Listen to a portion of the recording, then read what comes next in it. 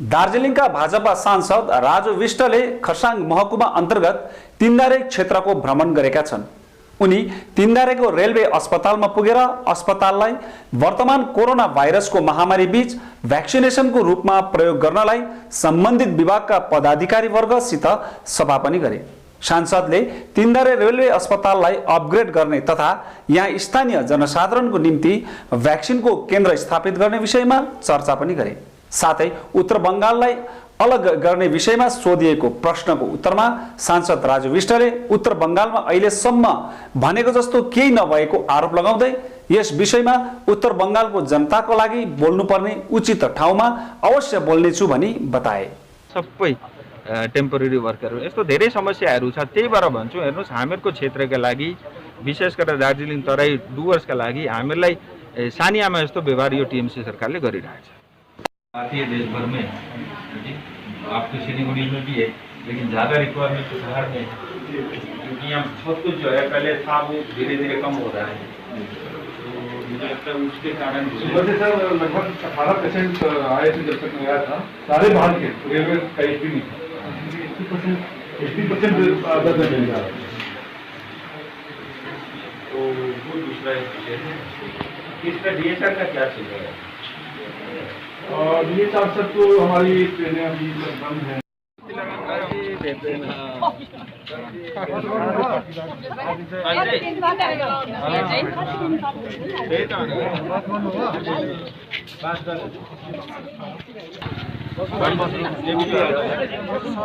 बस्नु पर्दैन तपाईहरु बस्नु हामी कोभिड कमिटी सिलगढीदेखि दार्जिलिङसम्म जाँदा खरसाङदेखि दोस्रो एउटा बृहत जग्गाको रूपमा चिनिन्छ र यहाँनिर केन्द्र सरकारको रेलवेको धेरै विभागहरू पहिलादेखि नै अवस्थित थियो र रेलवेले नै तीनधारेलाई परिचालन गरेर आएको आजसम्म रेलकै भरोसामा नै तीनधारेको मान्छेहरू बसोबास गरिरहेको छ। धेरैजना पेन्सनर थिए, कति बितेर गए, कति छन्, यो सबै छ र आज तीनधारेको अवस्था दिन प्रतिदिन कमजोर हुँदै जाँदछ। यहाँनिर तीनधारेमा एउटा हेल्थ सेन्टर भन्नाले एउटा हस्पिटल छ रेलवेको, टोटल्ली रेलवेको हस्पिटल को काम चलिरहेको छ कि यो कोभिडले गर्दा अलिकति त्यसमा विलम्ब भइरहेछ, देरी भइरहेछ। म कहिल्यै पनि आफ्नो मुद्दादेखि भड्केको छुइनँ। धेरैले क्रस मतलब मलाई कोसिस गर्छन् लेफ्ट राइट गर्नका लागि, म एकदम सिधा हिँडिरहेको छु। बाङ्गो रास्ता छ र पनि म हिँड्न चाहिँ सिधै हिँडिरहेको छु। म एउटै तपाईको मार्फत जनतालाई एउटा आश्वासन दिन चाहन्छु, कोभिड अलिकति मतलब इम्प्रुभ होस्, स्थिति परिस्थिति अलिकति ठीक होस्, चाँडै नै वार्ताका लागि म पहल गरेर गृह मन्त्रालयमा यो स्थायी राजनीतिक समाधानका लागि चाँडै वार्ता सुरु गर्नेछु। लोकतांत्रिक देश है, लोकतंत्र में हर एक जनता नेता को अपना बात रखने का अधिकार है। जरूरी नहीं कि ममता दीदी ही पश्चिम बंगाल में अपनी आवाज़ को रखें, यहाँ के चुने हुए विधायक और सांसद अपना विषय रख सकते हैं। अब इसके पीछे क्या तर्क है ये तो जॉन बारला जी बताएंगे, क्योंकि आप उनके बारे में मुझसे पूछ रहे हैं। वास्तविकता ये है कि आप देखिए 34 साल सीपीएम, 11 साल टीएमसी, 45 साल से नॉर्थ बंगाल पे अन्याय हुआ है। ये मैं नहीं, यहाँ की जनता बताती है और हम नेता जनता की आवाज़ हैं। नॉर्थ बंगाल को डिप्राइव किया गया है, चाय बागान बंद है, मिनिमम वेज लागू नहीं है, लोगों के पास पट्टा नहीं है, सिंखोना बागान बंद है, यहाँ पे कोई इंफ्रास्ट्रक्चर नहीं है। हमारे युवा भाई बहन बाहर जा कर के मजदूरी और छोटे मोटे काम करने को मजबूर हैं, क्योंकि हमारे पास वो विकल्प नहीं है।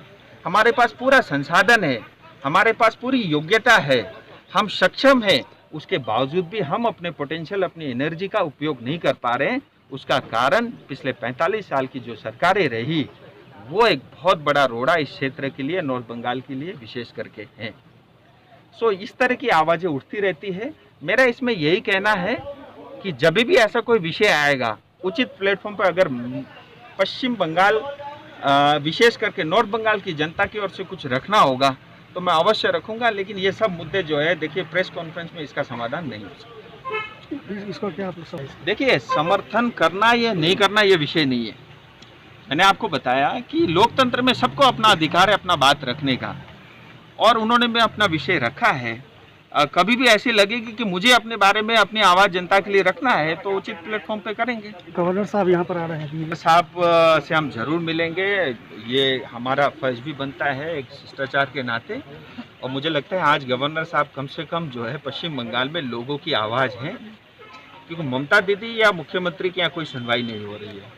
48 से ज़्यादा पश्चिम बंगाल की जनता वायलेंस के कारण मरे हैं पिछले चुनाव की घोषणा होने के बाद, और यहाँ की सरकार उसको इन्वेस्टिगेशन न करके सीधा ये कह देती है कि ये जो है आपसी संजिश है, यानी उसको मानने से ही आंख बंद करके बैठी हुई है। मुझे लगता है कि गवर्नर साहब ही एकमात्र आज जनता की आवाज़ बन के खड़े हैं, और जनता की जो तकलीफ है, जो दुख है, वो सब मैं उनके सामने जरूर शेयर। नॉर्थ बंगाल का बात नहीं हो सकेगा। बंगाल के बारे में आप बार बार वही विषय पूछ रहे हैं, मैंने आपको बताया ये सब चीज़ें जो है ओपन प्लेटफॉर्म पे नहीं होती। उचित समय पे जो भी विषय लगेगा जनता की ओर से हम रखेंगे। राष्ट्रपति शासन, राष्ट्रपति शासन लगना नहीं लगना ये भारत सरकार को तय करना है, और मुझे लगता है जो परिस्थिति है, मैं ये जरूर कहूँगा कि अगर पश्चिम बंगाल को बचाना है, पश्चिम बंगाल की जनता को बचाना है, पश्चिम बंगाल में भारत के संविधान के हिसाब से काम अगर करना है,